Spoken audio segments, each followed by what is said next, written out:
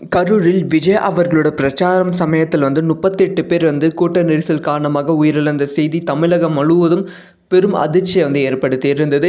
இந்த சமயத்தில் இதை பற்றி நிறைய திமுக அமைச்சர்கள், தமிழ் சினிமா நடிகர்கள் பல பேர் விஜய் மீது விமர்சனங்கள் செய்து கொண்டு வருகிறார்கள்.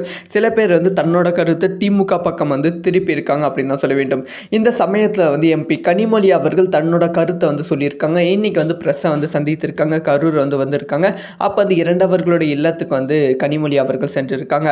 ஸோ அதுக்கப்புறமா கனிமொழி ப்ரெஸ்ஸை சந்தித்து என்ன பேசியிருக்காங்கன்னா, ஸோ நான் அரசியல் செய்ய விரும்பவில்லை, அரசியல் பேச விரும்பவில்லை, யார் மீது பழி போடுவது என்றெல்லாம் நாங்கள் சொல்லவில்லை.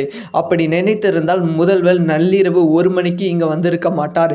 எங்கள் பிரதிநிதிகள் இங்கே களத்தில் இறங்கி பாதிக்கப்பட்டவர்களுக்கு பாதுகாப்பாக இருந்திருக்க மாட்டார்கள். இதில் சதி செய்ய வேண்டிய அவசியம் எங்களுக்கு இல்லை. யார் கட்சி என்பதெல்லாம் இங்கு தேவையில்லை. தமிழ்நாட்டு மக்களை பாதுகாக்க முதலமைச்சரின் பொறுப்பு.